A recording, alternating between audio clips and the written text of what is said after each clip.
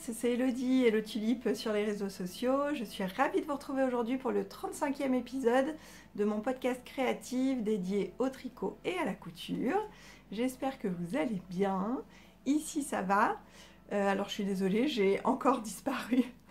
Mon dernier épisode date d'il y a 6 mois. J'avais dit que je revenais vite et puis finalement ça n'a pas été possible. À vrai dire, 6 mois c'est long, mais en fait pour moi c'est passé très très vite. Voilà, la période a été vraiment chargée. J'avais peu de temps à consacrer à mes loisirs et forcément j'ai préféré coudre un peu, tricoter un peu plutôt qu'enregistrer un épisode de podcast. Donc voilà, là je suis là. Nous sommes lundi 15 mai. Voilà, il y a quelques petits rayons de soleil, mais c'est dur, hein. Le printemps n'est pas très, très sympathique en région parisienne en ce moment. J'ai quand même sorti un plantain, donc un t-shirt plantain, c'est le patron gratuit de la marque Direndo, patron de t-shirts que vous pourrez retrouver gratuitement sur leur site. J'en ai un certain nombre, puisque voilà, c'est mon t-shirt vraiment de base qui me convient très très bien parce qu'il a une encolure bien dégagée comme vous le voyez, je suis pas serrée dedans, il est parfait pour moi. Et celui-ci, je l'ai fait dans un jersey avec des petites fleurs là, qui vient de la mercerie La Rochelle, voilà. Et je fais un coucou à Pauline qui tient la mercerie La Rochelle. J'ai très envie de revenir, de retourner à La Rochelle, mais malheureusement c'est pas à côté de chez moi. Donc voilà, j'espère qu'un jour ce sera possible parce que j'ai très très très envie d'y retourner. Bref, au sommaire de cet épisode, donc il y aura une partie tricot, j'ai quand même pas mal de choses à vous montrer, j'ai 2 tricots terminés et j'ai 3 en cours, actifs, hein, parce que j'en ai d'autres mais au fond de l'armoire, donc ceux-là, voilà, on n'en parle pas.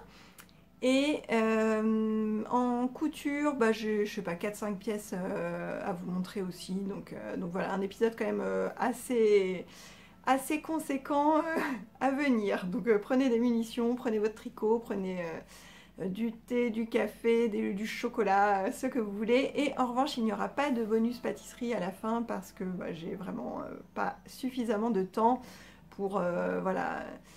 Bon, pour pâtisser, j'ai un peu de temps. De toute façon, je continue à faire les goûters systématiquement des enfants, des desserts quand il y a des amis ou de la famille qui viennent et tout, mais j'ai pas le temps en fait de sortir tout le matériel pour filmer, après monter la vidéo, etc. C'est vraiment, ça me prend un temps fou. Donc aujourd'hui, il n'y en aura pas. Et puis, je ne sais pas s'il y en aura à nouveau ou pas. Je ne vous dis pas quand est-ce que je vais revenir parce que je n'en sais rien. Là, je profite juste d'un petit moment où j'ai un peu de temps libre. Et voilà, j'avais quand même envie de papoter un peu couture et tricot avec vous, et je ferai aussi un petit point broderie à la fin parce que j'ai 2-3 choses à vous dire. Allez, c'est parti, on attaque avec la partie tricot.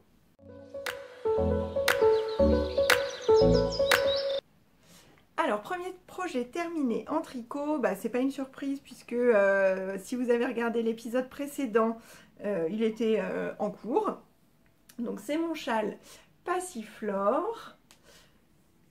Voilà, je vais le dérouler comme ça. Il faudrait que je me recule là pour vous le montrer en entier.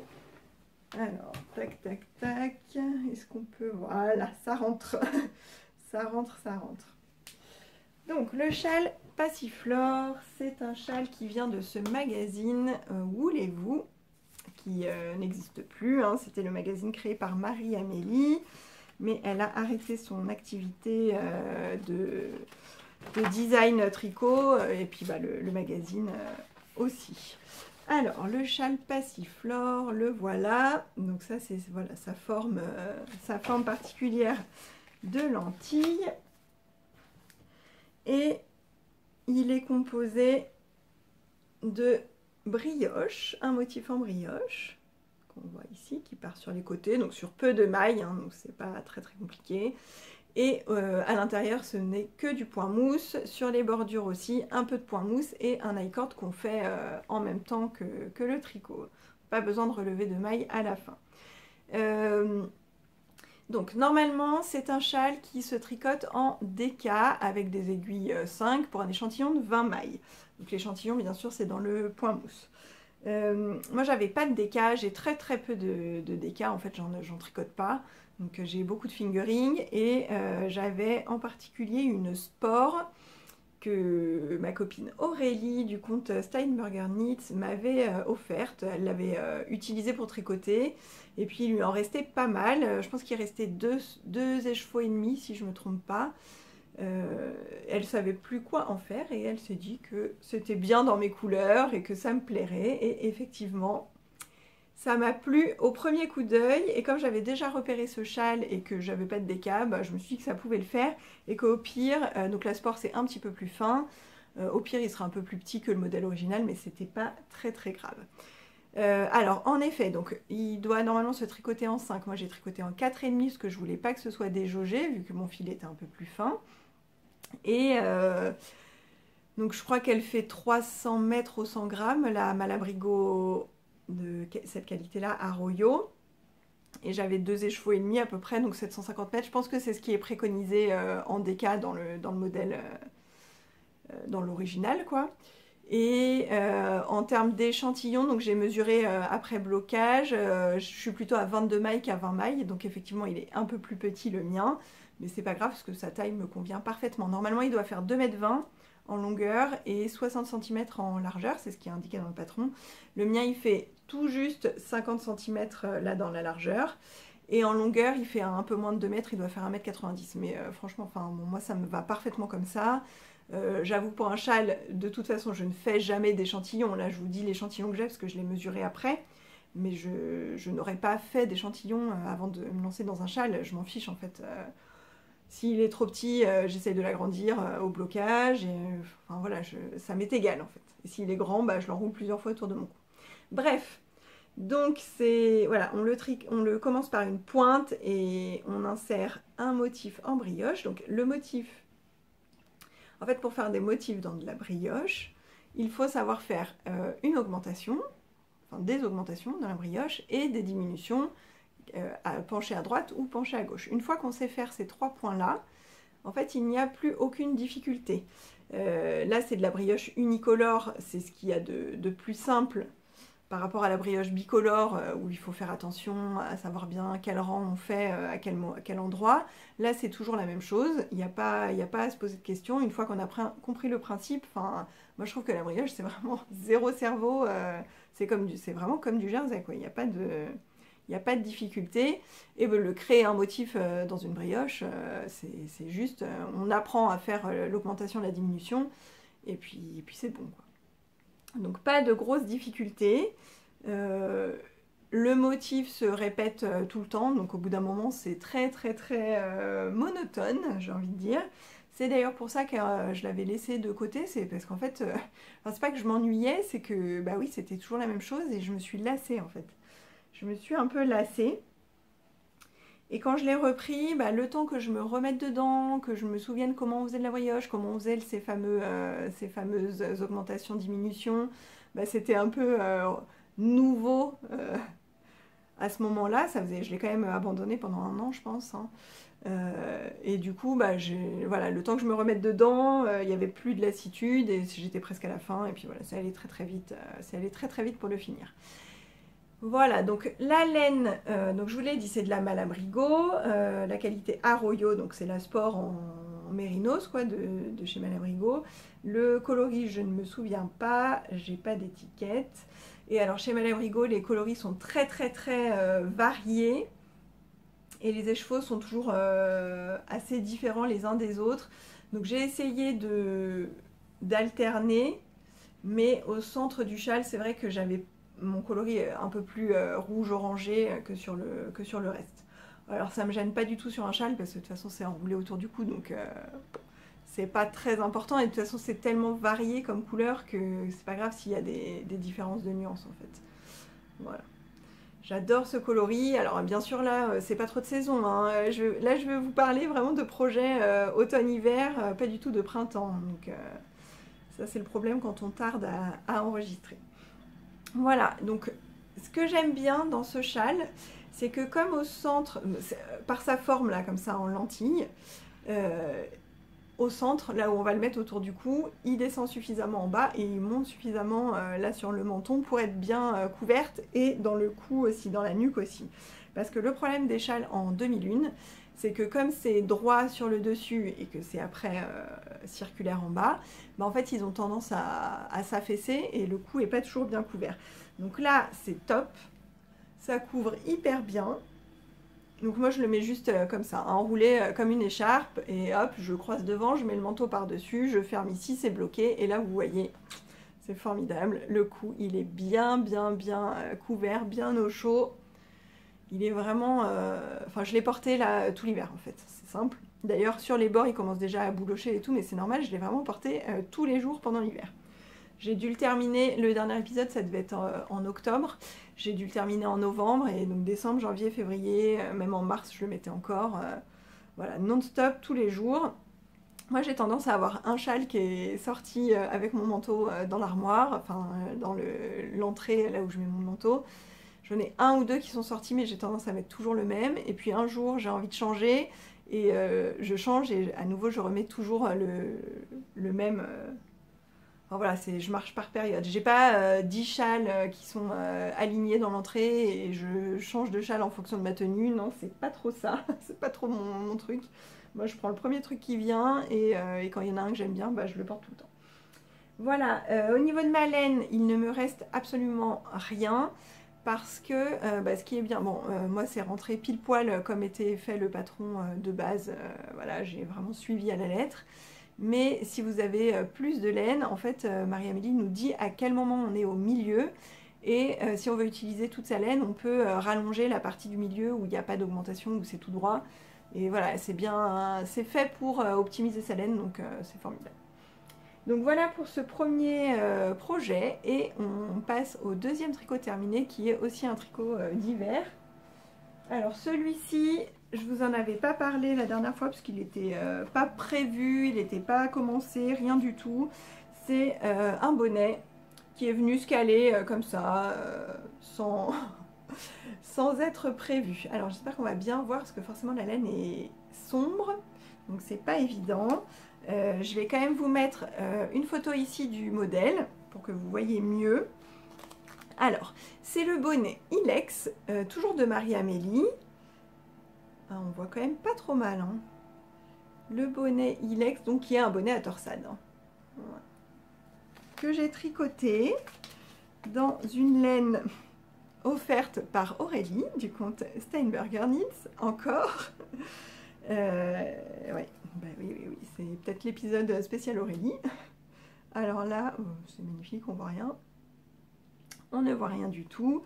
Donc c'est une laine qui vient de chez The Woolly Skein. Et c'est la base Only One, c'est de la DK en mérino cachemire nylon. Le coloris c'est météorite. Donc météorite c'est un violet aubergine très foncé avec plein de petites nuances. Il y a même un peu de bleu marine, un peu de noir, de l'aubergine un peu plus clair de temps en temps. Enfin voilà, tout ce que j'aime quoi. Tout ce que j'aime. Et ça donne ça. Alors, ce bonnet, donc il se tricote donc, en DK. Moi je l'ai tricoté en 3,5 pour les côtes et en 4 pour le corps. Normalement, il doit se tricoter en 4,5. Je crois avec une laine worsted. Alors après, Marie-Amélie n'a pas du tout les mêmes cheveux que moi. J'ai déjà fait un ou deux bonnets d'elle. Voilà, elle a des cheveux bouclés qui prennent beaucoup de volume, beaucoup de place sur la tête. Moi, j'ai rien du tout, c'est tout plat.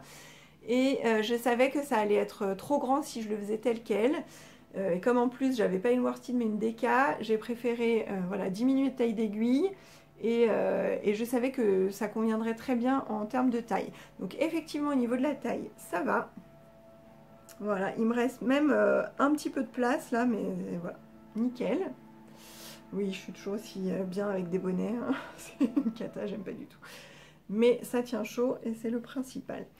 J'ai modifié le patron parce que normalement, il n'y a pas de revers. Au niveau des côtes, il y a juste des côtes normales et après on attaque le motif. Moi j'avais envie de faire un revers parce que j'ai besoin l'hiver d'avoir les oreilles bien couvertes. En fait j'ai hyper froid aux oreilles l'hiver, pas tellement à la tête mais vraiment aux oreilles.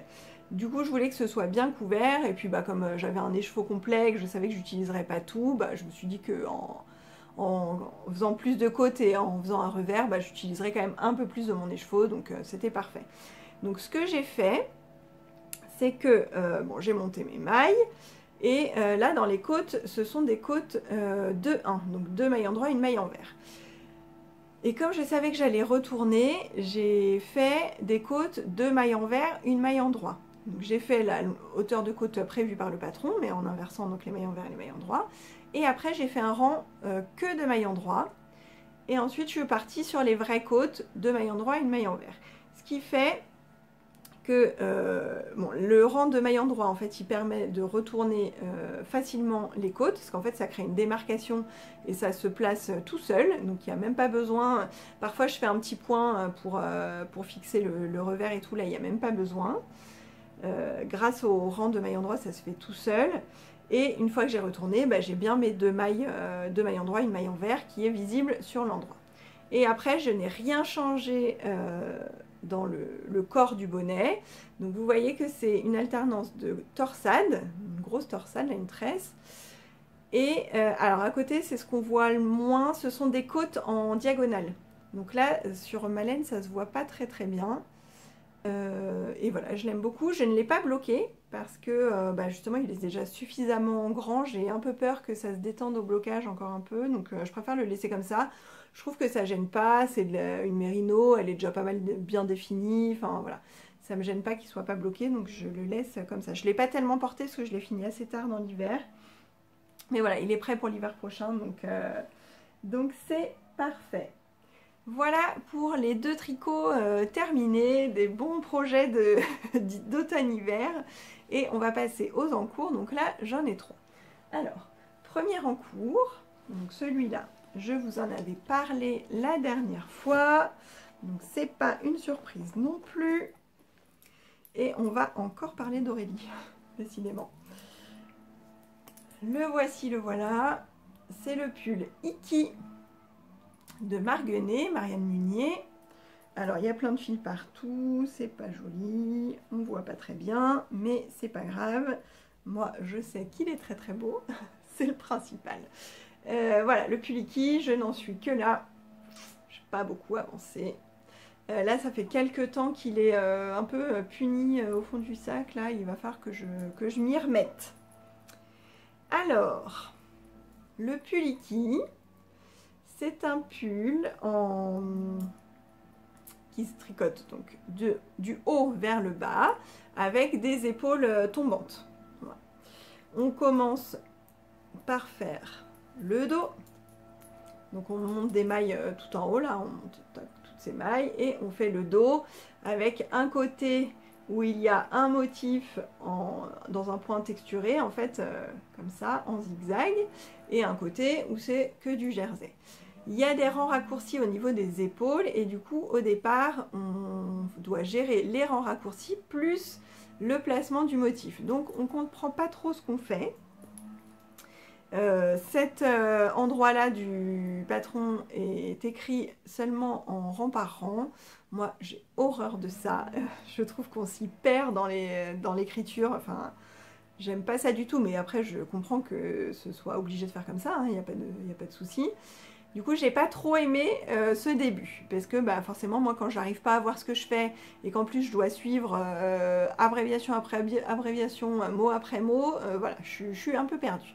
Donc le début a été un peu long, mais dès qu'on voit le motif commencer à se dessiner, alors après il n'y a plus de problème du tout, c'est hyper logique, enfin voilà, on voit bien où est-ce qu'on doit aller. Les petites torsades, elles se font, là les petites torsades qui délimitent, ce sont des torsades de une maille sur une maille, donc sans aiguille auxiliaire, c'est hyper fluide, enfin il n'y a vraiment pas de problème.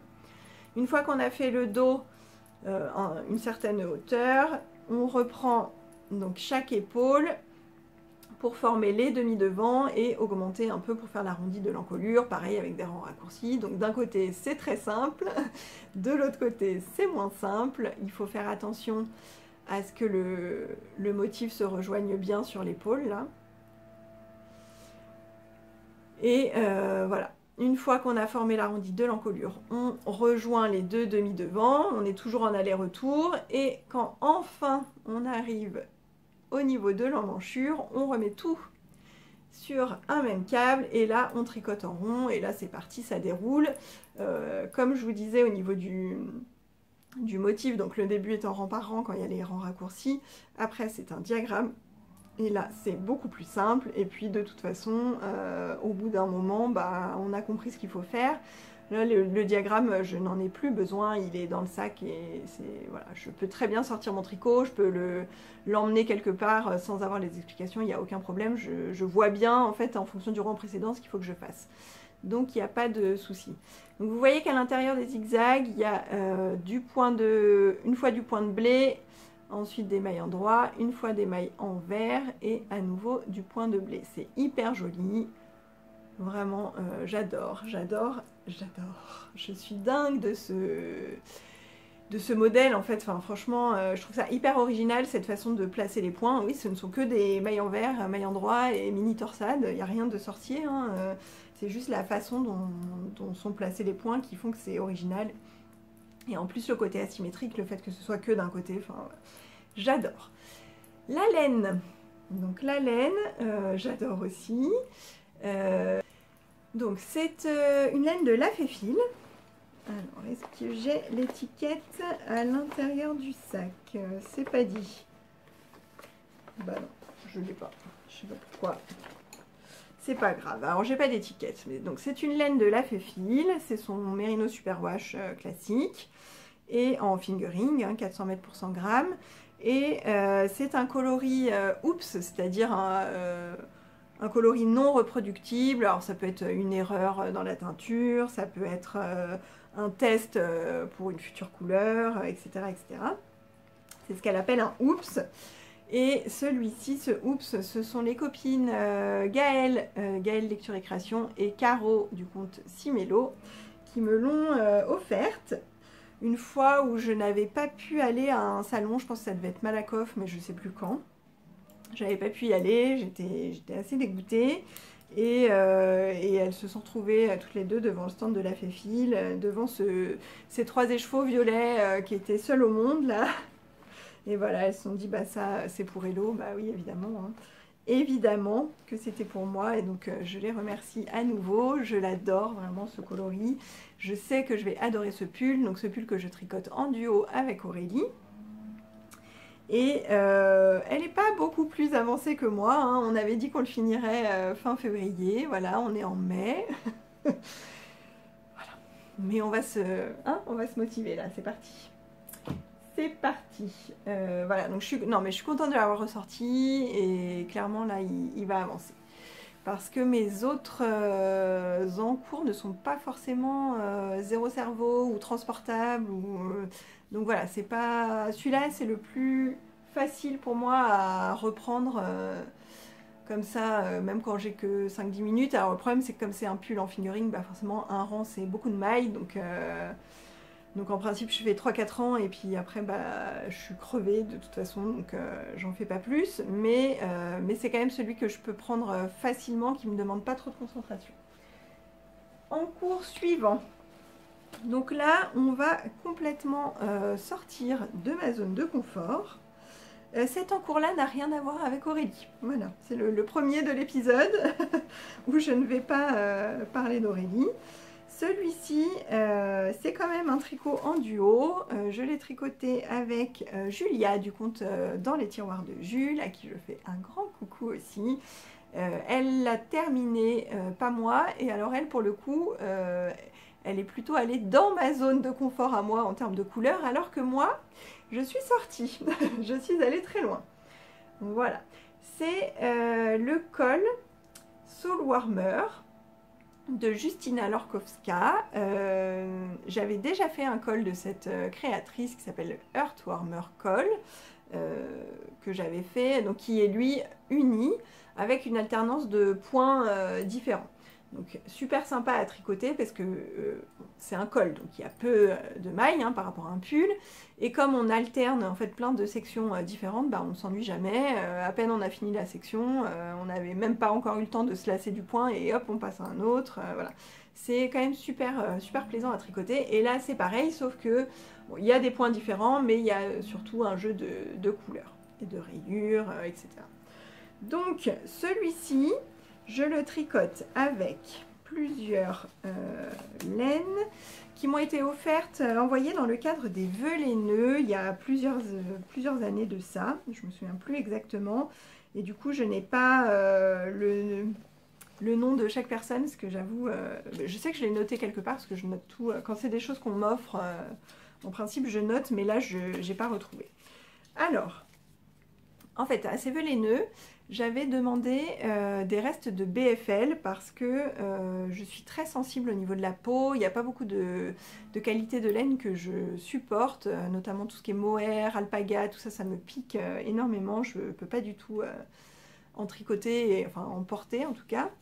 Et BFL, j'avais envie de tester parce que je ne connaissais pas et on m'avait dit que c'était sec mais pas piquant. Donc voilà, il fallait que je teste.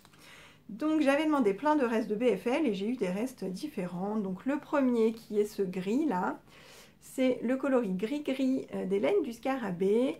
Et sa base, elle est 100% BFL, 365 mètres pour 100 grammes. C'est une laine qui est très retordue. Alors je pense pas qu'on va voir. Qui est très retordue. Et qui est assez sympa. Enfin voilà, en tout cas là, ça me pique pas du tout. Si je le mets là, ça me pique pas du tout. Moi, c'est très bien. Et puis j'ai hâte après de bloquer pour voir encore mieux ce que ça donne. Voilà, donc c'est du gris. Donc j'ai fait mes côtes et la première partie de la dentelle. Ensuite, dans les rayures, j'ai inséré cette laine là. Donc c'est aussi BFL, mais cette fois c'est BFL et soie. Donc ça, c'est de la vilaine. Donc 55% BFL, 45% soie, donc c'est vrai que c'est quand même plus, un peu plus brillant, je ne sais pas si on voit bien en retour que l'autre, et c'est très doux, et c'est le coloris Les Sabots d'Hélène. Les Sabots d'Hélène, donc un marron glacé un peu là, voilà. Et ensuite, on passe à celle-ci, donc qu'on voit un peu plus moutarde, mais c'est plus vert en vrai. Et alors celle-ci, elle n'est pas du tout aussi douce, elle est beaucoup plus rêche, très sèche. Et celle-ci, j'ai hâte de voir ce que ça va donner au blocage. Je pense qu'elle va beaucoup s'adoucir au blocage. Donc celle-ci, donc comme je vous disais, hein, c'est un peu plus vert quand même, que c'est moins jaune que ça. Celle-ci, c'est de la By Night. By Night, tac, tac, tac. Et c'est, donc la base c'est Full Moon, 100% BFL, 400 mètres au 100 grammes, et qui est teint avec du nerprin et de l'indigo. Voilà, donc ça ce sont les trois couleurs que j'ai alternées dans le col. J'avais une quatrième couleur. Un quatrième reste, c'est le coloris cendre de Arco Iris Yarn. Voilà, sa base avec du BFL, c'est la base Navy. Donc 100% BFL Superwash, 400 mètres au 100 grammes. C'est aussi un gris, mais un peu différent. Si je vous mets, celui-ci est plus clair et plus bleuté. Voilà, pas tout à fait le même genre de gris. Et du coup, je lui ai pas trouvé de place. Celui-là, je trouvais que ça n'allait pas. Donc je l'ai pas mis. Mais je m'en servirai pour autre chose, c'est pas grave du tout. Alors, je m'en suis arrêtée ici. Donc, il y a une première section, bon, il y a des côtes, une première section de dentelle, de larges rayures, un point comme ça, un peu en losange, un point ajouré, c'est une dentelle avec... dentelle qui fait des losanges, des côtes brisées, des rayures fines et à nouveau une dentelle et ensuite il reste plus que des côtes. Je me suis arrêtée là parce que je n'ai plus de fil gris. À la base, normalement, ce col, il a été designé pour être tricoté avec des mini. Et il y a beaucoup plus de couleurs que ça. En fait, c'est vraiment presque chaque section est avec un mini différent. Et moi, j'ai vraiment voulu utiliser ces laines-là. Et donc, bon, j'ai essayé de les répartir comme je pouvais, mais sans faire trop attention à la quantité que j'avais. Donc, je me retrouve là à ne pas pouvoir terminer ma dentelle. Et je me suis dit... En fait, j'ai commencé comme ça. J'avais pas vraiment bien organisé à l'avance mes couleurs. Donc je suis partie avec une couleur et comme dans le patron, elle fait les côtes et la dentelle de la même couleur et après elle fait des rayures. Donc je me suis dit, allez hop, c'est parti. Et sauf qu'en fait, quand j'ai inséré cette couleur-là, en fait ça faisait vraiment des gros blocs de couleurs. Et ici, j'ai eu envie de mettre les deux coloris parce qu'après ça, je savais que je n'allais pas retrouver de vert. Et je trouvais que c'était un peu dommage de l'avoir que vraiment en un seul bloc au milieu. Donc je me suis dit, je vais faire des rayures, je vais alterner les deux coloris. Et j'aime beaucoup. Et après, en regardant le début, je me suis dit, ah mais c'est dommage parce que si j'avais su, j'aurais fait aussi ici la rayure du milieu dans ce même coloris vert pour que ce soit vraiment mieux réparti. Et donc, en arrivant ici, en voyant que je n'avais plus assez de gris pour faire ma dentelle, je me suis dit, mais en fait c'est dommage aussi, parce que les côtes, j'aurais pu les faire en marron. Et ça aurait vraiment mieux réparti les couleurs. C'est vrai que j'aime pas trop les gros blocs de couleurs. Moi, je préfère quand les couleurs sont disséminées, un peu insérées un peu partout, des petits blocs plus répartis, plus alternés en fait. Donc là, ce qui se passe, c'est que je dois faire une petite opération chirurgicale. Je vais défaire mes côtes. Bon, le problème, c'est que défaire par le rang de montage, c'est beaucoup plus pénible que de défaire ce qu'on vient juste de tricoter, on a juste à tirer le fil. Donc, je vais défaire mes côtes. Je suis en train de les refaire en marron. Voilà. Je vais mettre les mailles à partir de la dentelle en attente, et puis avec mes côtes marron, je viendrai faire un grafting pour recoller tout ça. Avec ce que j'aurai récupéré de mes côtes, je vais finir ma dentelle grise, et puis je vais faire mes côtes du bas en marron également. Comme ça, ce sera symétrique. Vous savez que j'aime bien la symétrie. J'aime pas trop l'approximation. Hein. Voilà, j'ai un peu de mal. Hein. C'est comme les chaussettes. Les chaussettes, il faut que ce soit pareil des deux côtés. Quand il y a des rayures, il faut que ça commence par la même rayure exactement. Voilà. C'est très très très important, n'est-ce pas? Parce que tout le monde va venir regarder mes pieds et regarder si j'ai bien la même rayure au même endroit. Oui, je me moque moi-même de moi parce que je sais que c'est débile, mais c'est comme ça. Si j'ai le courage, je vais également couper au milieu du marron, défaire la partie marron, refaire en vert et grafter aussi ici. Je dis si j'ai le courage parce que évidemment, alors couper et refaire c'est pas un problème, mais le grafting, bon, ça me saoule un peu. Donc déjà ça je suis obligée de le faire, donc je verrai bien au niveau du grafting si c'est trop pénible ou si finalement un soir devant la télé ça se passe quoi, ça se passe. Et vraiment ouais, je pense vraiment j'ai vraiment envie de mettre du vert ici, ça me dérange. Visuellement ça me dérange. Voilà, en tout cas je suis contente, je suis pressée de l'avoir fini, alors bah enfin pressée. C'est un peu bête parce qu'il ne va pas me servir pendant l'été, hein. Il me servira à partir du mois d'octobre prochain. En fait, je travaille dans un gymnase et au gymnase, il fait super froid avec les restrictions énergétiques, tout ça. Voilà, le chauffage est très limité. Du coup, il fait froid. Et comme dans un gymnase on bouge beaucoup, je porte beaucoup de matériel, je me déplace tout le temps, etc. Et les châles, en fait c'est pas pratique, ça se déroule, ça s'enlève, c'est pas pratique. Du coup un col c'est beaucoup mieux, ça se met en place, ça bouge plus. Et c'est pas, comme c'est en fingering, c'est pas trop chaud, parce que comme je bouge beaucoup, à un moment j'ai chaud. Et quand je m'arrête, j'ai froid. Donc c'est suffisamment fin, pas trop chaud, hyper pratique. Donc voilà, c'est vraiment, vraiment sympa. Ce que j'ai oublié de dire par rapport à ce col, c'est que donc pour le tricoter, on doit utiliser 3 numéros d'aiguille différents. Un petit pour les côtes, un moyen pour la dentelle et après un plus grand pour la partie jersey. Et oui, ça c'est... Je sais, après... J'ai pas enfin, je me souviens pas exactement de à quelle section on utilise les plus petites, les moyennes ou les plus grandes. Normalement, ça va de 3,25 à 3,75.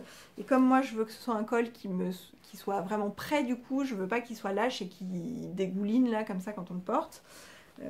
Puisque vous avez compris que j'ai besoin qu'il me tienne chaud. Donc, je suis partie, et j'avais fait la même chose pour le Heartwarmer. Je suis partie de 2,75, 3 et 3,25. Et je sais que la taille, ce sera nickel comme ça.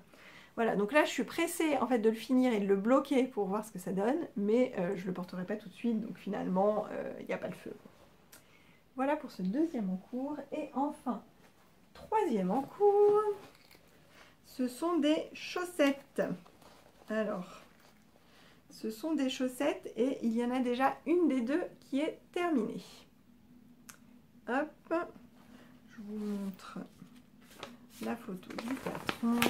Donc, ce sont les chaussettes Sleepwalk de Triconomade. Alors je connaissais pas du tout cette créatrice, hein, je découvre.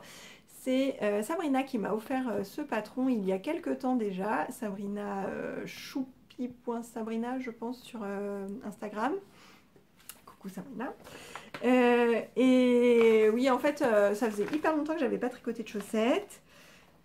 J'étais un peu bloquée, je savais pas vers quoi me tourner, j'avais envie de chaussettes autorayantes super faciles, tout ça, mais la laine autorayante que je voudrais utiliser, bah, j'ai pas de contrastant qui va avec, donc je suis restée coincée là-dessus, et je tricotais plus de chaussettes parce que je cherchais un contrastant et je trouvais pas.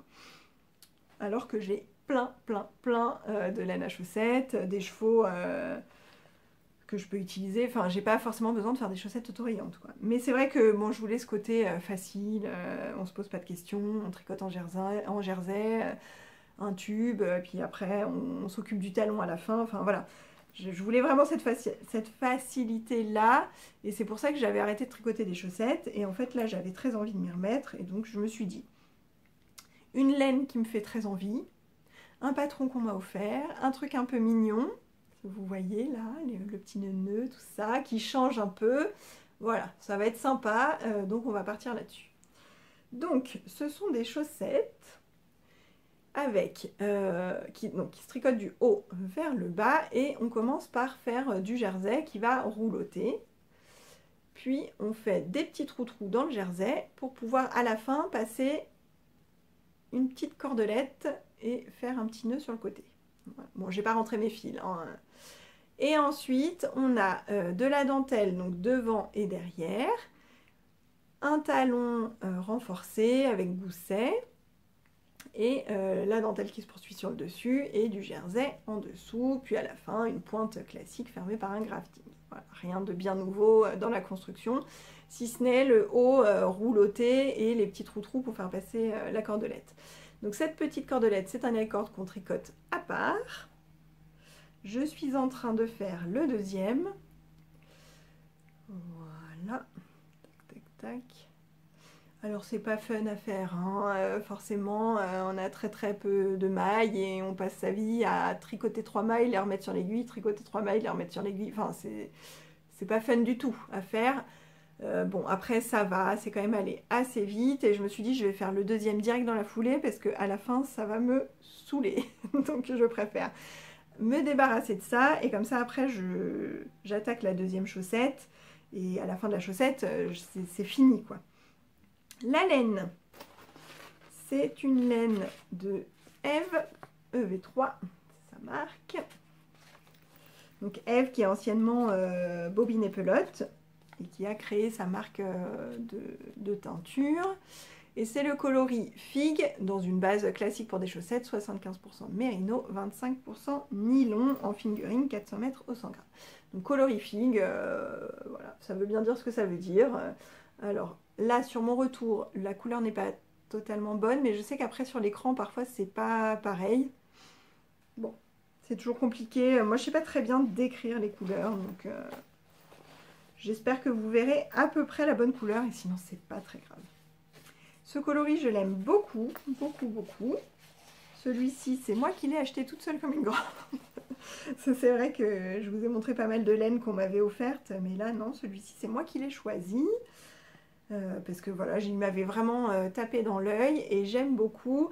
Alors honnêtement, je ne sais pas si je vais porter à l'extérieur de chez moi des chaussettes avec un petit nœud sur le côté, hein. C'est pas trop mon style, mais voilà, pour porter à la maison, en mode bien cocooning et tout, je pense que c'est vraiment sympa. Le problème de ces chaussettes, le problème, c'est un grand mot, hein, mais le problème de ces chaussettes, c'est que cette dentelle, je n'arrive pas du tout à l'intégrer. Mais alors pas du tout, donc j'ai les yeux rivés sur le diagramme. Alors c'est embêtant parce que pour moi les chaussettes normalement c'est le petit truc facile et justement transportable, qu'on peut, comme les rangs sont courts, bah, on peut en faire même 5 minutes, on a quand même l'impression d'avancer, etc. Bon bah là c'est pas possible, hein. Là, je ne les tricote qu'à la maison avec le diagramme posé à côté de moi. Petit marque-page pour suivre mon avancée. Je ne sais pas lire la dentelle, je ne sais pas ce qu'elle représente, je ne vois pas le dessin en fait. Et du coup, je ne sais jamais ce que je dois faire. Donc ça, c'est assez embêtant. Après, au niveau des points, il n'y a rien de compliqué, hein. La dentelle, c'est des jetés, des diminutions, des augmentations, hein. Donc il n'y a rien de... Il n'y a rien de compliqué, mais ce qui est compliqué, c'est que j'ai les yeux rivés sur le diagramme et ça, j'ai horreur de ça en fait. Moi j'aime bien pouvoir poser mon truc et puis après reprendre et me dire ah bon bah là sur le rang d'avant visiblement je suis partie de tel côté, bon bah ça continue de ce côté là quoi. Bah là non. Donc je l'ai pas fait très vite, hein. Il m'a fallu 3 semaines pour faire cette chaussette. La deuxième je ne sais pas quand est-ce que je vais la commencer, ça va pas être fini tout de suite. Surtout que les mois de mai et juin vont être quand même très chargés côté boulot. Je vais être au boulot tous les week-ends, donc voilà. À mon avis, ça va pas avancer très vite cette histoire, mais c'est pas grave. Peut-être que je m'y remettrai genre au début de mes vacances en juillet, ou je sais pas, on verra. Mais en tout cas, je les trouve très mignonnes ces chaussettes et je pense que je vais apprécier quand elles seront terminées. Pour la partie tricot, c'est fini. Voilà, je vais faire une petite pause parce que j'ai trop parlé et on se retrouve pour la partie couture.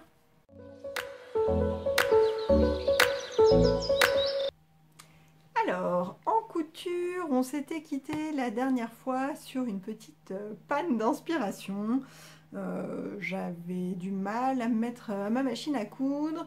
Pourtant, j'ai des milliards de projets en tête, mais je sais pas le courage justement de me lancer ou dans des trucs, enfin, je sais pas trop.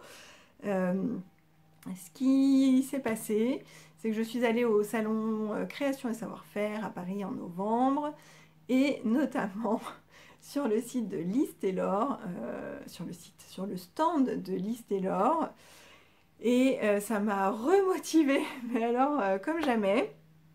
Donc sur le stand de Lise Taylor, j'en ai profité pour acheter son livre Cozy at Home, donc qui était sorti avant le salon, hein, mais je m'étais gardé, je me l'étais gardé en tête pour le prendre sur le salon. J'ai acheté quelques tissus, enfin voilà. Bref, je vous montre pas tout ce que j'ai acheté là-bas parce que je préfère vous les montrer quand vraiment je crée quelque chose avec. Mais voilà, ça m'a vraiment remise dedans. J'en ai profité pour regarder tous les prototypes. Et non mais c'est un truc de malade, comment les finitions sont soignées, les coutures sont nickel. Tout est hyper régulier, hyper droit. Enfin, j'ai été hyper épatée de son stand en fait. Enfin, franchement, bref. J'ai beaucoup d'admiration pour Lise, pour ce qu'elle a créé. Vraiment beaucoup d'admiration et j'aime vraiment bien tout ce qu'elle propose et les personnes de qui elle s'est entourée et qui ont fait grandir justement sa marque et tout. Enfin voilà, vraiment gros coup de cœur pour ce stand. Même si je connaissais déjà avant, hein, c'est pas une découverte, mais voilà, le fait de voir vraiment tout en vrai, je vous dis les prototypes, une qualité incroyable, de voir les filles aussi, parce qu'elles sont hyper gentilles. Enfin voilà, c'était vraiment top. Et donc dans ce livre Cozy at Home, j'ai cousu, dans un premier temps, le jogging. Ouais, je l'avais acheté exprès pour ça, parce que, donc je n'arrête pas de le dire, je travaille dans un gymnase. Donc en principe moi je travaille en legging et sweat ou t-shirt au printemps-été. Et restriction énergétique, on a eu très froid dans le gymnase, dès cet automne en fait. Donc les leggings, en fait c'était pas du tout suffisant et je n'avais plus de jogging du commerce. Donc je me suis dit, on y va, on va coudre tout ça.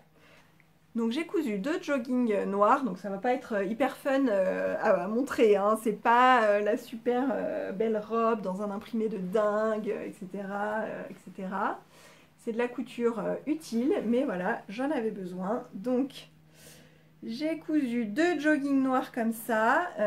Normalement pour ma taille, donc je pense que j'ai fait le 38 ou le 40, mais j'avoue que je me souviens plus et je n'ai pas noté sur les pièces de mon patron décalquées en quelle taille je l'ai fait, mais en fait en haut c'est sûr que je suis en 40, mais en bas j'hésite toujours entre le 38 et le 40, donc là je sais pas. En tout cas pour ma taille il fallait 1,50 m normalement de tissu, donc c'est du molleton hein, pour un jogging, et moi j'avais un coupon de 2 mètres que j'avais acheté chez Tissus des Ursules il y a très longtemps pour faire des joggings aux garçons, aux enfants, mais en fait je l'ai jamais fait et là j'en avais besoin pour moi, donc je m'en suis servie. J'avais un coupon de 2 mètres, alors peut-être c'était 2 mètres généreux, hein, peut-être qu'il y avait 2 mètres 20 ou un truc comme ça, mais dans les 2 mètres j'ai pu caser 2 joggings, donc les deux sont identiques, hein, c'est du noir, mais vous allez voir qu'ils ne sont pas totalement pareil, puisque le deuxième, donc le fait que je n'ai que 2 mètres de tissu a fait que j'ai eu besoin de faire un petit raccord dans le bas de la jambe pour finir. Donc il n'y a que ici, toutes les autres pièces ont été coupées entières, le derrière entier, et que sur une jambe, j'ai fait un petit raccord en bas. Et pour, je sais pas, customiser un peu, égayer un peu le truc, j'ai mis un petit thermocollant, un petit flex doré avec un motif, donc c'est un E qui peut aussi être une tulipe. Et en fait je cherchais des E jolis, ou je cherchais un truc pour créer un logo ou quoi, et je suis tombée là-dessus, je l'ai pris tel quel, enfin je l'ai retravaillé un tout petit peu, et puis en fait une copine m'avait prêté sa Cricut pendant des vacances parce qu'elle était partie, qu'elle savait qu'elle s'en servirait pas, et donc elle l'a laissé en garde chez moi. C'était chouette. Et donc j'ai pu faire ça. Voilà, je me suis créé un petit logo E tulipe, donc celui-ci en doré, et sur le deuxième en voilà, holographique là, métallisé. Voilà. Donc comme ça mes deux sont pareil pas pareil. Et ça permet qu'on sache bien que non, je ne mets pas le même jogging toute la semaine. Cela dit, je n'en ai que 2. Et il va m'en falloir beaucoup d'autres, même si là, ça y est, il commence à faire un peu moins froid et je peux remettre mes leggings. Mais clairement, il va falloir que j'en couse d'autres pour l'année prochaine. J'ai des molletons gris, des molletons bleus, marines, etc. Donc je vais un petit peu étayer ma collection de jogging parce que j'en ai besoin. Donc de toute façon, j'ai le patron. Le patron est top, mais déjà chez Lise Taylor, j'avais déjà cousu leur patron et ça, sur moi ça tombe vraiment nickel. Alors il y a juste au niveau des hauts où les pinces poitrine ne sont pas bonnes pour moi, mais bon ça c'est des modifs que je fais à peu près sur tous les patrons, dans toutes les marques. Mais là au niveau du jogging c'est nickel, j'ai pas eu de retouche à faire, j'ai vraiment suivi les explications à la lettre. Donc il y a des poches, si je rentre un peu dans les détails, alors le devant est là. Voilà, c'est un jogging avec des poches. Hop, voilà. Une taille élastiquée, hein, il y a un élastique cousu à l'intérieur. On voit rien de spécial. Hein. J'ai tout cousu, tout assemblé à la surjeteuse. Et en bas, des bandes de cheville, quoi. Dans le même tissu, ou oui, dans le même tissu, pas en bord-côte, dans le même tissu. Voilà, il n'y a vraiment rien de compliqué. Hein. Chaque jambe a un devant, un derrière, et puis on assemble tout, enfin c'est vraiment hyper simple. Hein. Hyper simple, efficace, mais très utile. Voilà, j'en avais vraiment besoin, et clairement il va falloir que j'en refasse. Deuxième, toujours dans ce, dans ce livre, deuxième cousette. Ah bah je pense avoir gardé la page, et ce n'est pas le cas. Alors vite, je recherche, ça va aller vite. Voilà. J'ai fait une culotte toute simple en jersey. Pareil, j'en avais besoin et surtout j'ai plein de chutes de jersey, puisque comme je vous disais tout au début, j'ai beaucoup par exemple de t-shirts plantain, donc à chaque fois je prends 1 mètre. Oui, pour un t-shirt à manches courtes, j'ai besoin que d'1 mètre, mais en fait j'ai besoin réellement de 80 cm et il me reste des bouts quoi. Des petits bouts, mais avec les petits bouts on fait pas grand chose, mais il est possible de faire des culottes. donc voilà, j'ai testé pour voir si, bon, si j'arrivais à les faire, si c'était confortable à porter, etc. etc. Et pour voir si je pouvais passer tous mes restes de jersey comme ça. Et effectivement, bah, c'est très bien. Franchement, nickel, c'est tombé pareil nickel du premier coup, donc je ne sais toujours pas si j'ai fait 38 ou 40, hein, c'est pareil que pour le jogging. Honnêtement, je n'en sais rien. Toujours est-il que c'était alors ma première culotte, oui et non, puisqu'en fait j'ai cousu le maillot de bain de Liz Taylor, le 2 pièces, il y a je sais plus 2 étés je pense. Donc quelque part c'est pas ma première culotte, vu qu'un maillot de bain 2 pièces, il y a une culotte aussi. Mais c'était pas exactement pareil, dans un maillot de bain il y a de la laminette, il y a, bon, limite c'était plus un peu plus technique même. Le maillot de bain c'est pas le même tissu, etc. Et d'ailleurs dans le maillot de bain, j'avais fait une toile pour vérifier la taille. Et ma toile, je l'avais faite en jersey avec un élastique classique, justement, pas avec de la laminette. Donc finalement, allez, on va dire c'est mon troisième, c'est ma troisième culotte, en réalité. Et ça s'est très bien passé, nickel. Donc l'élastique blanc, comme ça, avec les picots, l'élastique à lingerie, je l'ai pris sur le stand de Liz Taylor au CSF. Le jersey, c'est une chute de tissu. À l'intérieur, j'ai mis un petit bout de jersey blanc. Alors celui-ci, donc c'est une chute d'un de mes plantains et ce motif tropical là, je l'avais acheté sur le site de Un Instant Chez Moi. C'est une mercerie tenue par Aurélie en Ariège, donc une boutique physique et un site internet. Et donc j'avais pris ce coupon chez elle et comme je l'adore, je ne voulais pas en perdre une miette, donc je l'ai utilisé comme ça. Tout s'est très bien passé. J'ai assemblé à la surjeteuse et j'ai fait la surpiqûre de l'élastique au point zigzag. Je sais pas si, ouais, si voilà. Il n'y a pas eu de difficulté. J'ai suivi les explications telles quelles, les longueurs d'élastique et tout. Voilà, j'ai fait ce qui était écrit et tout s'est très bien passé. Donc pareil, c'est un projet pas compliqué. Après, avec l'élastique, c'est un petit peu plus long que le jogging, hein, par exemple, parce que voilà, faut tout élastiquer, faut tout surpiquer. Et j'en ai pas refait depuis, tout simplement parce que j'ai très peu d'élastique à picot et en fait, ça en utilise beaucoup. Je pensais pas, mais pour faire bah, si, le tour des cuisses plus le tour de la taille, ça en utilise beaucoup. Donc je n'en ai pas assez et si vraiment je veux me faire de nombreuses culottes, il va falloir que j'investisse un petit peu. Voilà, je vous montre juste dans le livre, voilà, la culotte de présentation, puisqu'en fait ce jersey, je l'ai acheté sur le stand pour faire donc l'ensemble culotte et juste derrière des bardeurs. Voilà, que je n'ai pas encore fait, mais ça viendra.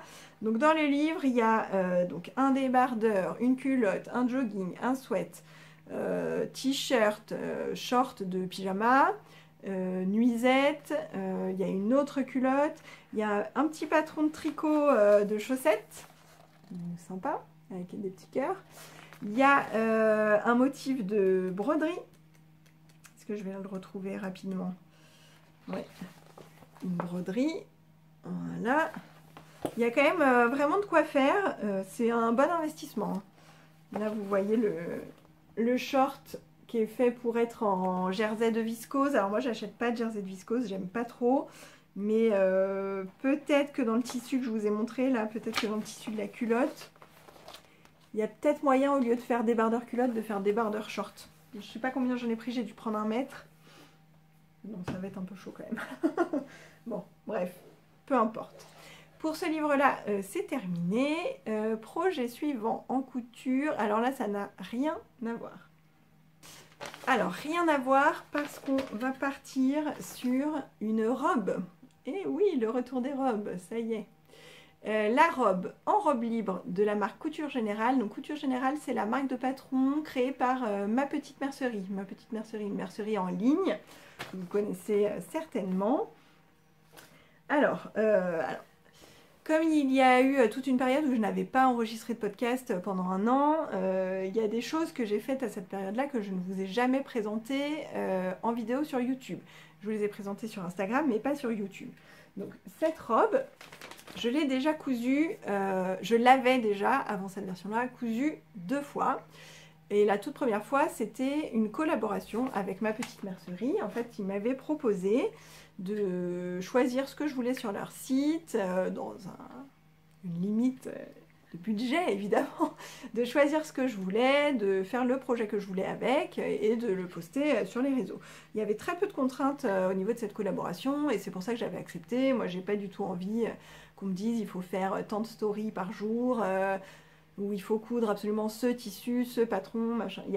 Honnêtement, il y avait zéro contrainte, mis à part la limite de budget et le fait de faire un post sur Instagram. Donc ce que je fais à chaque fois que je couds un vêtement, donc c'est pour moi pas une contrainte. Donc j'avais cousu une première fois. Et donc dans le cadre de cette collaboration, en fait c'est là que j'avais découvert que la marque avait des patrons. Ils ne m'avaient pas du tout demandé de choisir un patron de leur marque, pas du tout. Ils m'avaient laissé libre de ce que je voulais. Je pouvais acheter que du tissu et des fournitures de la mercerie et faire un patron que j'avais déjà. Je pouvais acheter que un patron et le faire dans un tissu que j'avais déjà. Enfin, il n'y avait vraiment pas de contraintes. Mais j'avais repéré ça. Et je m'étais dit que ce serait bien en fait de tester leur propre marque de patron, vu que je connaissais pas du tout. Enfin voilà, c'était vraiment l'occasion quoi. Donc j'avais pris cette robe, j'avais pris un tissu chez eux et je l'avais faite mais en version longue. J'avais très envie d'une robe longue à ce moment-là. Donc je l'ai faite une première fois en version longue. Je l'ai faite dans la foulée une deuxième fois parce que j'avais adoré en version courte normale. Et là, cet automne, j'ai craqué sur un tissu très chargé.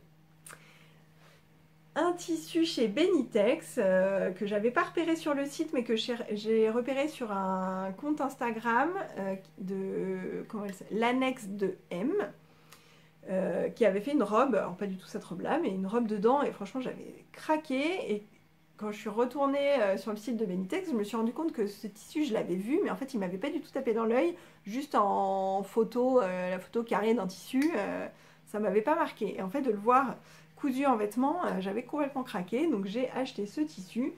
Et je me suis dit qu'il fallait une robe assez simple, parce que, bah, motif chargé, quoi. Donc, comme ce sont vraiment des grosses fleurs, s'il y a des découpes et tout, bah, on ne voit plus rien.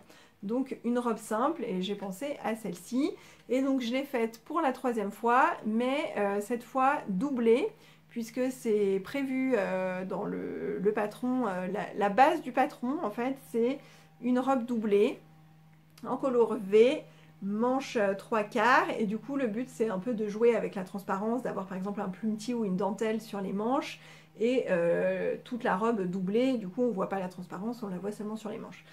Et des rectangles, des panneaux froncés en fait en guise de jupe. Voilà. Donc c'est vraiment très simple et ça permet de bien voir mes imprimés chargés comme j'aime. Voilà, donc 3e fois que je faisais cette robe, j'ai fait quelques modifications, notamment dès ma première version en fait, j'ai remonté l'encolure de 2 cm je crois parce que ça me semblait trop bas pour moi. J'aime pas en dévoiler trop. J'aime pas les encolures serrées, mais j'aime pas les encolures trop décolletées. Et modification que je n'avais pas faite dans mes premières versions, j'ai un peu resserré le bracelet de manche parce que je le trouvais trop large, trop lâche. J'avais envie qu'il me tienne un peu mieux au niveau des avant-bras. Voilà, mais sinon c'est tout. Donc encolure V hyper jolie, les manches légèrement froncées là sur la tête de manche, 3/4 avec un dos de manche qui est plus long que le devant. Et du coup, ça permet de bien englober là jusqu'ici. Et enfin voilà, quand on a le bras plié, en fait, ça ne s'en va pas derrière, quoi. Donc c'est top. les panneaux froncés, donc il y a 2 panneaux, un premier ici et un deuxième en bas, donc forcément le premier est plus froncé que le deuxième. J'ai manqué légèrement de tissu, donc en plus je pense qu'en largeur mon panneau j'ai dû le faire un peu moins large que prévu, donc il est encore moins froncé que prévu, mais bon ça me suffit largement. Et la doublure, alors faut que je me recule un peu. La doublure, dans une viscose noire vraiment toute simple, elle est légèrement plus courte que la robe. Donc comme ça, elle ne dépasse pas, il n'y a pas de souci, quoi. Voilà. Je vais vous mettre une photo portée, comme ça vous verrez mieux. J'ai pas très envie de me changer, là. Voilà. Voilà ce que ça donne sur moi. C'est très parlant comme ça. Non, je préfère mettre une photo, vous verrez mieux. J'ai mis une petite étiquette qui vient de chez Jolie Lab que j'adore. Je trouve que ça finit bien. Et voilà, je suis hyper contente de cette robe. Je l'aime beaucoup. Je ne l'ai pas énormément portée. Je ne l'ai pas énormément portée parce que je ne porte pas beaucoup de robes au quotidien, surtout l'hiver.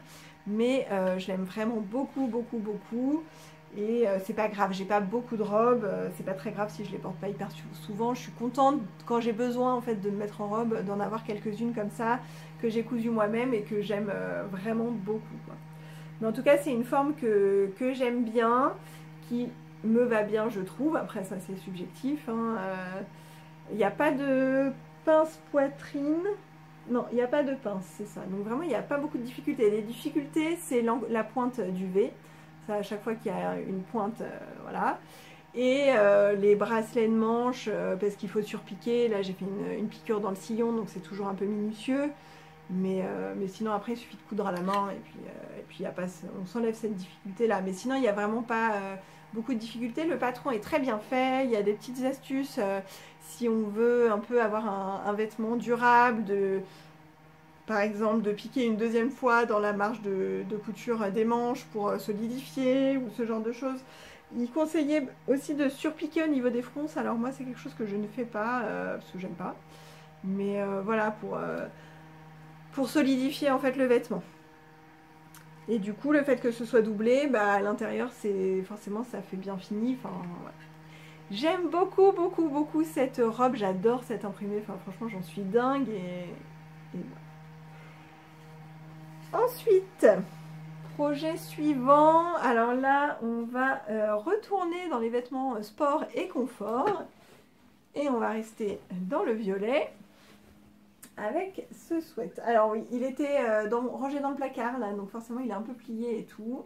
C'est pas terrible, mais c'est pas grave. On fera avec, pareil, je vous mettrai une photo portée, ce sera mieux. Donc ça, c'est le sweat Trinity de la marque Majam. Donc, anciennement Munasu. Et donc ce sweat, c'est un sweat avec des emmanchures tombantes et des petites bandes contrastantes là sur les manches. C'est ça qui m'a fait craquer. C'est très à la mode en ce moment, le color block, les petites bandes de couleurs contrastantes, on en voit partout. Mais là, c'était pas trop prononcé. Ça reste quand même un sweat presque uni en fait, hein. Donc voilà, moi j'avais pas envie d'avoir vraiment du color block. Je vous ai expliqué dans le col en tricot que j'aimais pas trop les grosses zones de couleur. Je préfère quand c'est plus discret. Et donc là, ça me convient très très bien. J'ai rajouté mon petit logo E au niveau de la poitrine, toujours dans un holographique, là, dans un flex holographique qui va très très bien avec, je trouve. Pareil, c'est discret. Enfin, c'est discret. Ça brille et tout, mais c'est quand même ton sur ton, donc ça va. Alors, c'est un sweat qui était disponible sous forme de box. Donc dans la box, il y avait le patron, le tissu, donc les trois coloris de tissu, le fil violet là qui est assorti au coloris principal. Et c'est tout, je crois. Bon, c'est suffisant, tout ce qu'il fallait en fait pour coudre. Et il existe dans d'autres combinaisons de couleurs. Évidemment, moi j'ai pris le violet parce que c'est moi quoi.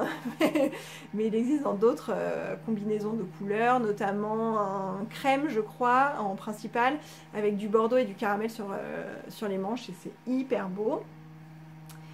Le patron a été fait pour ce tissu-là, en fait, vraiment pour leur molleton à eux, qui est un peu particulier parce que il est bi-extensible, c'est-à-dire qu'il est extensible dans le sens de la largeur, comme tous les jerseys, enfin comme toutes les mailles, quoi. Et il est extensible en hauteur, beaucoup, et plus qu'en largeur. Et du coup, les bandes d'encolure de poignet et de taille sont coupées différemment de ce que moi j'ai l'habitude de voir, c'est-à-dire qu'elles sont coupées verticalement. Et en fait, quand j'ai commencé, j'avais pas sorti le tissu, j'ai sorti la planche patron et j'ai décalqué ma taille. Et en fait, quand j'ai décalqué, j'ai vu les flèches de droit fil qui me semblaient pas être dans le bon sens. Et je me dis, mais c'est pas possible, c'est une erreur, je voulais pas reporter n'importe quoi sur mes pièces. Donc je suis allée chercher le livret, j'ai regardé le plan de coupe, pourquoi elle les coupe dans le sens de la hauteur, c'est pas comme ça qu'on fait, ça va pas, enfin j'ai vraiment été prise d'un énorme doute, je me suis dit mais non ça va pas, et ça m'a torturé l'esprit là pendant que je décalquais, jusqu'à ce que je me dise ah mais j'ai pas regardé comment était le tissu, et si ça se trouve il est extensible dans le sens de la hauteur, et effectivement c'est le cas. Donc si jamais vous prenez le patron tout seul et que vous voulez faire les bandes, comme c'est préconisé dans le patron, il faut faire attention parce que tous les French Terry, molletons à sweat et tout ne sont pas comme ça en fait. Enfin, moi j'en ai encore jamais cousu qui soit plus extensible dans la hauteur que dans la largeur. Donc faut faire attention à l'élasticité de votre tissu. Là moi si j'ai bien envie d'en refaire un parce que je l'aime beaucoup, mais j'utiliserai des tissus de mon stock et du coup pour les bandes j'utiliserai plutôt du bord-côte. Et je vérifierai en termes d'élasticité pour voir si ça correspond bien, quoi. Parce que sinon, je pense qu'on peut avoir de grosses surprises. Au niveau des explications, tout est nickel. J'ai eu aucune difficulté. Alors après, des sweats, j'en ai cousu des milliards. Hein, donc, il n'y a pas de problème. Je sais faire. Je sais assembler une bande de poignet ou d'encolure.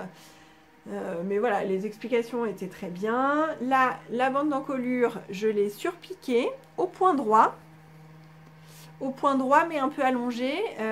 C'est Liz Taylor aussi qui disait qu'on pouvait tout à fait surpiquer au point droit du moment qu'on l'allongeait. Et en fait, ça allait très bien. Moi, j'avais jamais osé le faire. Et bah si, je confirme que ça va très bien. Ça va beaucoup m'aider parce que j'aime pas du tout les surpiqûres en zigzag. Donc, et puis j'aime pas non plus les surpiqûres à l'aiguille double. J'aime bien les ourlets à l'aiguille double, mais pas les surpiqûres. Je trouve que ça fait trop en fait. Enfin, j'aime pas ça. À l'intérieur, tout est assemblé à la surjeteuse, sauf si les bandes aussi. Et chaque bande là, je les ai surpiquées parce que j'avais les fils qui correspondaient bien au coloris. Mais c'est pas obligatoire de les surpiquer, c'est juste que j'avais pas envie que mes marges de couture à l'intérieur se baladent, parce que donc moi mes vêtements en fait je les mets à la machine et je les sors et je les étends, je ne les repasse pas. Donc parfois les marges de couture elles se baladent un peu et ça aurait pas fait joli sur l'extérieur. Du coup j'ai préféré surpiquer, voilà. Surtout que j'avais les bons fils, donc c'est discret. Et puis j'aimais bien le fait d'avoir des surpiqûres, ça me plaisait bien. Et sinon les poignets et la bande du bas, je les ai pas surpiqués par contre. Là je les laisse vivre leur vie, il n'y a pas de problème, c'est dans le bas du vêtement, ça me pose pas de problème. Donc voilà pour ce pull que j'aime beaucoup. J'ai mis une petite étiquette à l'intérieur, c'est la bobine de MLM Patron. J'en avais acheté pas mal d'un coup de ces étiquettes là, j'aime bien. Et voilà pour ce pull. Alors oui, j'ai été prise d'un doute avant de le coudre pour cette histoire de sens de droit fil. Et aussi pendant la couture avec les essayages intermédiaires, j'avais l'impression qu'il était vraiment hyper loose. Alors moi je ne suis pas habituée à porter des vêtements loose, j'aime pas forcément ça. Mais là je savais que c'était un pull loose, mais vraiment il m'avait plu sur les images de Mouna, ça me plaisait comme ça et tout. Donc quand même je doutais, mais il faut dire que quand je l'essayais, soit j'étais en jogging, en pyjama, ou enfin voilà, pas forcément dans une tenue adaptée. Et en fait, donc effectivement, il est plus loose que ce que je porte d'habitude, mais avec soit un legging pour le gymnase, soit un jean slim pour si je le mets en ville, quoi, ça va très bien. C'est juste qu'il supporte pas d'avoir un bas loose également. Enfin, je trouve, sur moi en tout cas, je trouve. Hein, c'est pas chacun s'habille comme il veut, j'en ai rien à faire. Mais sur moi, clairement, il me faut un bas fité, quoi. Et une fois que j'ai mis le bon bas, j'étais 100% convaincue. Je l'aime vraiment beaucoup. Mes collègues aussi trouvent qu'il me va bien, donc c'est parfait. Et comme je vous dis, c'est possible que j'en refasse un peu plus tard, peut-être à l'automne prochain. Voilà pour celui-ci, et il me reste deux derniers, parce que j'ai aussi fait un sweat pour mon fils que j'ai pas sorti, je vais aller le chercher. Mais avant ça, j'ai une autre cousette à vous montrer. Et je me rends compte que j'ai pas sorti le patron, c'est pas grave, je vous mettrai le visuel en PDF ici. Alors, rien à voir, ce n'est pas un vêtement. Wouhou, c'est une banane. J'ai succombé. J'ai succombé à la mode du moment, la banane. Et donc ça, c'est le sac banane Moonshine de Dress Your Body. Voilà. Alors, cette banane, elle existe en deux tailles. Normalement, c'est vraiment une maxi, un maxi sac. Là, moi, j'ai fait la taille L. Ouais, c'est ça. Il y a une taille L et une taille XL. Donc, moi, j'ai fait la taille L. Et pour eux, pour la marque, c'est plutôt une taille enfant. Donc, j'ai fait la taille L au niveau du sac. Et en revanche, j'ai pris la longueur de sangle indiquée pour la taille XL pour les adultes. Voilà. Mais je voulais quand même un petit sac. C'est vraiment, moi, l'idée, c'est pour genre l'été, trimballer juste mes clés, mon portefeuille et mon téléphone, quoi. Quand on part en balade ou quoi. Voilà. C'est pas d'avoir... ça remplace pas un sac à main, en fait. Pour moi. Après, justement, avec la version XL, je pense que ça peut tout à fait remplacer un sac à main. Donc ça, c'est pour moi. Avec l'étiquette Good Mood de Icati. Là, le zip, la sangle, les attaches, les boucles et tout, j'ai tout acheté sur Amazon parce que je ne trouvais pas de mercerie en ligne où il y avait tout ce que je voulais, dans la taille que je voulais, dans le format que je voulais, tout d'un coup. Et je ne voulais pas acheter sur plein de sites différents. Donc finalement, j'ai trouvé un gros lot sur Amazon qui, au niveau tarif, c'était quand même plus intéressant. Et donc j'ai tout acheté d'un coup. C'est un zip au mètre. Et j'ai plein de curseurs, du coup je peux couper vraiment la taille dont j'ai besoin et j'ai suffisamment de curseurs voilà, pour en faire pas mal. L'extérieur, c'est un tissu qui n'est pas du tout fait pour ça, pour de l'accessoire. C'est un tissu plutôt habillement. C'est un scuba, je sais pas comment on dit. Mais une face suédine et l'autre face qui fait style un peu néoprène comme du scuba classique. Et donc là moi j'ai utilisé la face suédine, aspect suédine. En fait j'avais complètement craqué dessus, il vient du site Benitex encore. J'en ai dans d'autres coloris, je vous montre ça juste après, j'en ai encore dans d'autres coloris. Et l'intérieur c'est un Liberty Betsy violet que j'ai depuis extrêmement longtemps et dans lequel je n'avais jamais osé couper. Et là, enfin voilà quoi, j'avais ma suédine aubergine, j'ai sorti tous mes petits coupons violets, j'ai vu celui-là et je me suis dit bah c'est obligé. Donc je suis hyper contente de l'avoir utilisé parce que je trouvais ça trop dommage en fait, un tissu précieux comme ça qui restait. Il y a une poche plaquée à l'intérieur, en fait, qui est séparée en deux compartiments. Hop, ici, voilà, il y a une couture ici. Alors, ça c'est le point négatif pour moi du patron, c'est que la poche, en fait, elle n'est pas doublée, elle est en un seul coupon de tissu, et on fait un ourlet, en fait, ici pour que ce soit bien fini. Sauf que moi, j'ai entoilé mes tissus et donc derrière, j'ai le côté entoilé. Donc je ne suis pas sûre que ça résiste très longtemps. J'ai fait une deuxième version de la banane et du coup, j'ai doublé la poche. Je trouve ça beaucoup mieux en fait.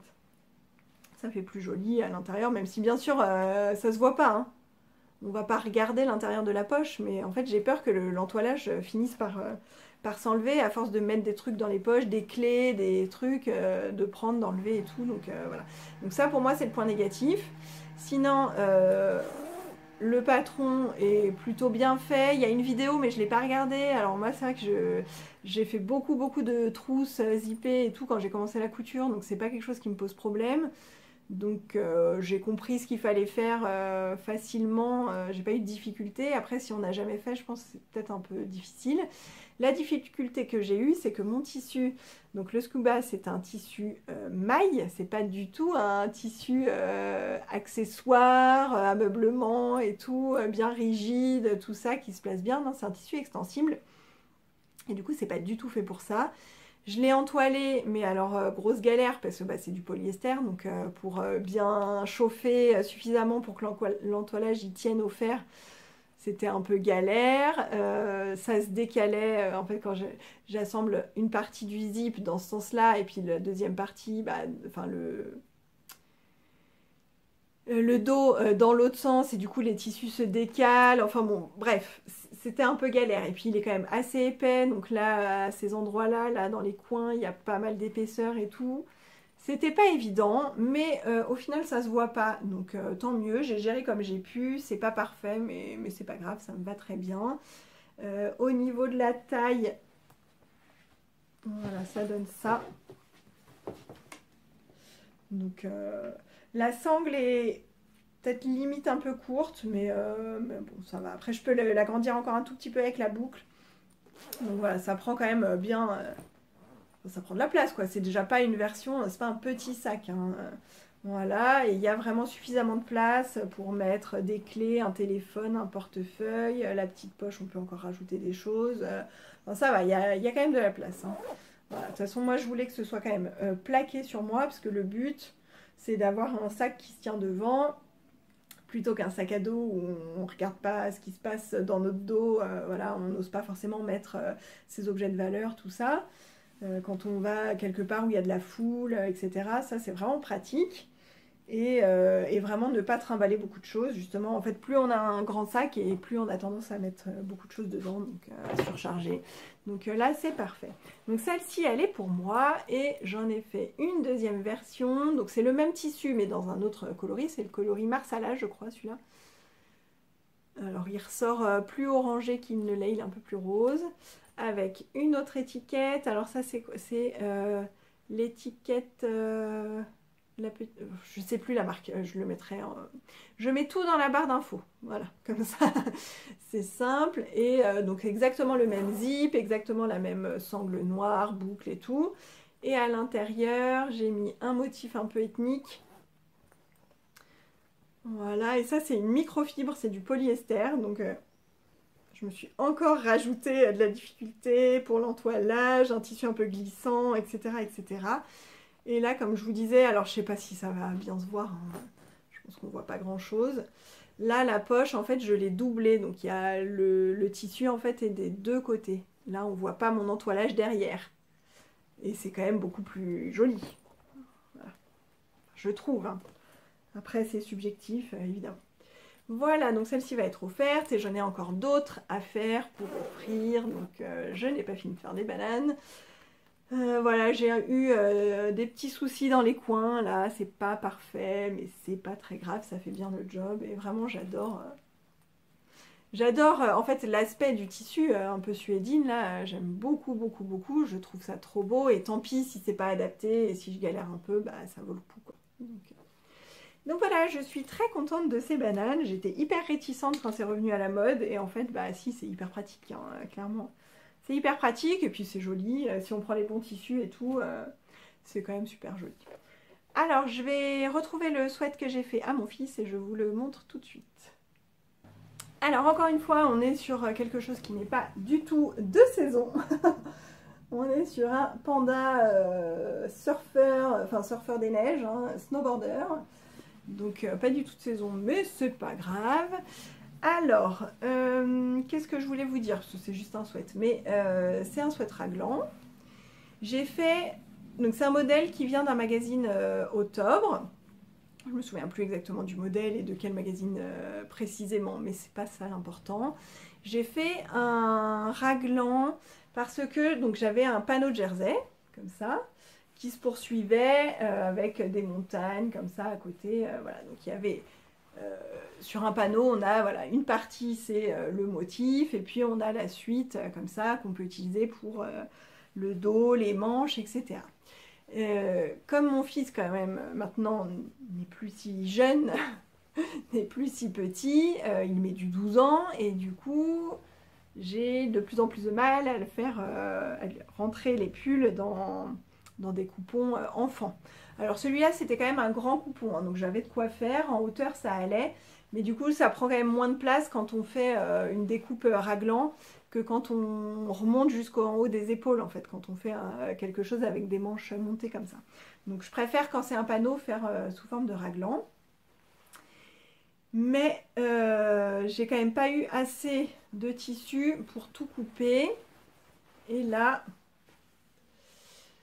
j'ai été obligée de couper la manche en deux parties, que ce soit sur le devant de la manche ou sur le dos de la manche. Et pour cacher le raccord, eh bien, j'ai créé une espèce d'étiquette dans la lisière de mon tissu, en fait, sur le bord, là où il y a la marque, le nom du tissu, du designer et tout. Donc, Call of the Mountain, vous avez vu mon accent anglais de dingue. Et donc, j'ai créé une espèce d'étiquette comme ça que j'ai mis sur l'assemblage. En fait, en dessous, il y a l'assemblage entre le haut et le bas de ma manche, comme on voit ici. Et comme ça, je trouve que c'est cool, ça se voit pas que j'ai triché et ça fait un petit effet sympa sur un côté, quoi. J'ai aussi utilisé la lisière, donc ça c'est le S de Swaffing, c'est la marque qui commercialise ce panneau de French Terry. Et donc j'ai utilisé pour créer une petite étiquette, parce que voilà, j'aime bien qu'il y ait une petite étiquette derrière. Donc le tissu, très bien, c'est un French Terry classique, pas de problème. J'ai mis du bord-côte noir parce que j'avais pas de bord-côte qui allait vraiment avec ce coloris-là. Donc j'ai préféré jouer dans le contraste. Puis mon fils, c'est ce qu'il voulait. Bord-côte noir qui vient de chez Glitzer Puppy, j'utilise toujours celui-là, il est très très bien. Qu'est-ce que je voulais dire? Oui, j'ai eu un souci par rapport au modèle, alors sachant que c'est un modèle que je lui avais déjà fait, donc je comprends pas trop pourquoi sur le premier ça n'a pas fait ça. L'encolure était ultra dégagée, elle tombait là sur les épaules et tout, enfin ça n'allait pas. Du coup j'ai enlevé la bande d'encolure et je lui ai créé des petites pinces là sur les épaules pour resserrer tout ça, donc à l'intérieur c'est voilà, je crée une petite pince et puis j'ai remis une bande de bord-côte un peu plus courte. Et là, comme ça, bah, ça va très très bien. Alors, c'est une petite modif facile à faire, hein. C'est une petite bidouille, quoi, on va dire, hein. Mais bon, l'essentiel, c'est que ça lui aille bien. Alors là, ça fronce un peu autour de l'encolure, mais quand il le porte, ça se voit pas, en fait. Là, c'est parce qu'il sort de la machine et qu'il n'est pas repassé, n'est-ce pas? Bon, en même temps, il sera jamais repassé. C'est pas mon genre de repasser. J'ai pas surpiqué l'encolure et là je me dis que peut-être il faudrait que je le fasse. Parce que vous voyez, c'est ce que je vous disais, l'encolure elle se met. Enfin, les marges de couture elles se mettent mal en fait quand on repasse pas. Donc c'est pas très beau. En tout cas, il adore son pull. Moi aussi je l'adore, je le trouve assez fun, c'est sympa, même si c'est plutôt un design d'hiver que de printemps. Et ouais, j'aime bien ce que j'ai fait sur la manche, je trouve que ça rend sympa. Voilà, allez, je vais arrêter de parler pour ne rien dire, c'est déjà assez long comme ça. Je vous fais juste un petit point broderie, mais ça va être très court.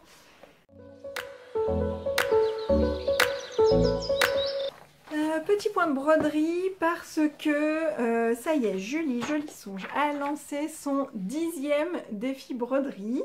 Bon, si vous me suivez depuis quelques temps, je ne vais pas tout vous expliquer. Julie Jolisonge, c'est une créatrice de design broderie que j'aime beaucoup. Elle a sorti aussi un livre. Alors le livre, je ne l'ai pas, mais j'ai fait beaucoup de ces défis broderie qu'elle propose gratuitement. C'est même comme ça que je me suis lancée dans la broderie avec son défi numéro 3. Et là, on en est au 10 et je les ai tous faits depuis le 3. C'est pour dire à quel point j'aime. J'ai commencé avec le 3, la broderie. Et ça m'a tellement plu que j'ai continué sur cette lancée. Donc là, on en est au 10. Il s'appelle Les Beaux Jours et ça va être une couronne de fleurs, de petites cerises, alors ça j'adore, des petits papillons, etc. Alors moi je ne vais pas écrire Les Beaux Jours à l'intérieur parce que parmi les défis que j'ai déjà fait de Julie, j'ai une couronne d'hiver, winter, j'ai une couronne d'été, summer, et donc ce sera ma couronne de printemps. Donc là j'ai décalqué, j'ai remonté un petit peu ce papillon là et j'écrirai spring en dessous. Voilà. J'ai pas commencé à broder alors que le défi a commencé samedi, mais j'ai décalqué, j'ai collé sur mon tissu. Ce sera, alors pas exactement ce même tissu là, mais un tissu écru aussi, pareil, un sergé un peu solide, écru. Je suis censée faire des trousses sac à projet tricot. Avec ces couronnes, donc celle-ci elle aura besoin d'une bande de couleur en dessous parce que j'avais coupé mon tissu trop juste. Je suis censée faire des trousses, mais voilà, c'en est encore dans cet état-là. Je m'énerve toute seule parce qu'en fait c'est pas long à faire, mais je le fais jamais. Mais là, voilà, une fois que j'aurai mes 3 saisons faites, je pense que je vais m'y mettre. Il me manquera l'automne. Alors je sais pas si j'attends d'avoir une couronne d'automne ou si je fais autre chose pour l'automne, sachant que ces 6 derniers mois là, quand je n'ai pas tourné, j'ai fait une broderie automnale qui est aussi de Julie Jolissonge. C'est son petit renard assis autour de végétation. Il y a eu, en fait c'est aussi un motif qu'elle nous a mis à disposition gratuitement. En fait il y a eu toute une histoire, elle a été accusée de plagiat quand elle a montré son motif. À la base elle voulait en faire des kits et les vendre, et en fait il y a eu tout un truc, bon voilà, des gens qui sont pas sympas, comme d'hab, sur les réseaux malheureusement. Il y en a, c'est pas le monde des bisounours. Et en fait, elle a transformé ce petit incident en truc hyper sympa, c'est-à-dire qu'elle finalement elle a laissé le motif gratuit à disposition de tout le monde, et elle n'a pas donné d'instructions pour vraiment les points, les couleurs, tout ça, et elle a proposé à toutes les personnes qui le souhaitaient de broder, de dessiner, de colorier, de peindre, de faire tout ce qu'on voulait autour de son motif de renard dans la végétation. Donc il y avait son motif à elle qu'on pouvait utiliser, ou en créer un nous-mêmes pour montrer qu'en fait un renard et des feuilles et des fleurs, bah, il n'y a pas de plagiat, en fait c'est pas universel, c'est tout le monde a déjà dessiné une fois un renard en automne, quoi. C'est comme si on disait qu'en hiver, comme quelqu'un a déjà fait un motif avec un flocon de neige, bah, on ne peut plus utiliser le flocon de neige. Bon, bah on fait quoi alors? On fait un sapin, oui, mais quelqu'un d'autre l'a déjà fait, le sapin. Donc bon, voilà, c'était pour en gros dire que bah, non, le motif du renard n'appartient à personne, et c'est pas parce que quelqu'un a déjà brodé un motif de renard en automne que plus personne ne peut utiliser de renard. Voilà, et donc c'est voilà, une façon de montrer que la créativité n'a pas de limite, et que même 2 personnes qui vont faire la même chose, bah, à la fin ça ne ressemblera pas, parce que chaque personne a son interprétation. Voilà, donc un très joli renard que j'aime beaucoup, mais que vous voyez, il est aussi toujours tel quel, et je n'en ai toujours rien fait. Donc il faut que je me bouge. Voilà, en broderie c'est mon problème, c'est que je brode et puis après je laisse, comme ça, de côté. Voilà, j'arrête là parce que je n'en peux plus de parler. Je vous laisse, je ne sais pas quand est-ce que je reviens, je vous dis, là ça va être très très très chargé, donc je ne pense pas revenir avant l'été, oui avant l'été.